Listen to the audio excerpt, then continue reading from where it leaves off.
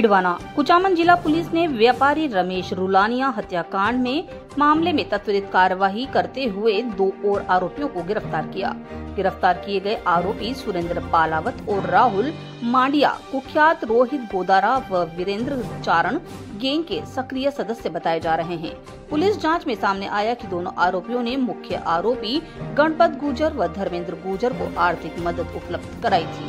साथ ही ये लोग कस्बे के प्रतिष्ठित व्यापारियों और प्रभावशाली व्यक्तियों की रेकी कर वीरेंद्र चारण को धमकी और वसूली के लिए जानकारी देते थे।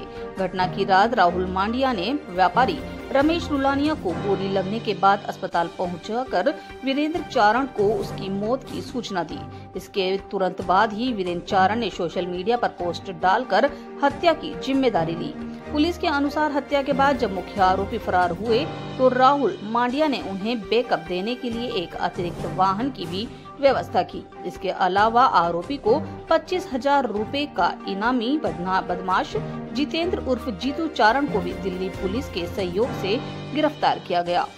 इसमें हत्याकांड में अब तक हम लोगों ने 13 आरोपियों को और एक बाल अपचारी को नियुक्त कर लिया गया है और जो एक मुख्य आरोपी था जीतू चारण उसको भी दिल्ली पुलिस के माध्यम से उसको भी गिरफ्तारी सुनिश्चित करा ली गई है। उसको जल्दी हम लोग प्रोडक्शन वारंट पे लेके आएंगे और उससे भी इसमें मतलब हमारा जांच का दायरा इतना ज्यादा है कि जिसने भी इनको किसी भी तरह का सहयोग किया होगा वे सभी लोग इसमें आरोपी बनेंगे। देखिए, कुचामन हत्याकांड में अब तक 11 लोगों को पहले गिरफ्तार किया जा चुका था और एक बाल अपचारी को नियुक्त किया गया था।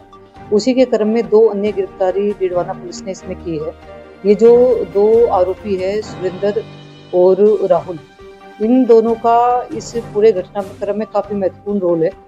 इन्होंने जो शूटर्स को पैसा भेजा, उनकी आर्थिक रूप से मदद की और उसी के साथ साथ में जो राहुल है वो हत्याकांड के दौरान कुचामन आया था और जिस दिन ये हत्याकांड हुआ उस दिन यहाँ पर जो इनके आरोपी है उनकी गतिविधियों पर भी नजर रख रहा था और साथ ही साथ ये हॉस्पिटल भी गया और हॉस्पिटल में जाके रुलानिया जी की मृत्यु हो गई है, ये सूचना भी वीरेंद्र चारण तक इसी राहुल ने पहुंचाई थी।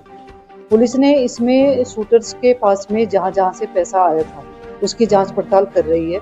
उसी जांच पड़ताल के क्रम में ये चीज निकल के आई कि जयपुर के एक एटीएम से इसके खातों में कैश डिपॉजिट हुआ था। तो पुलिस ने वहाँ के जयपुर के काफी सीसीटीवी कैमरे खंगाले, एटीएम की फुटेज खंगाली और उसमें से 2 संदिग्धों की पहचान की। उन दोनों को लेके हम लोग यहाँ पर आए हैं। अभी तक इनसे जो इंटरोगेशन हुई है, जो अनुसंधान हुआ है, उसमें काफी चौंकाने वाली चीजें आई है। ये दोनों ही इस गैंग के एक्टिव मेंबर्स है और इन्होंने जयपुर में भी कई लोगों की रैकी करके उन तक सूचनाएं पहुंचाई जिनको बाद में धमकियां मिली।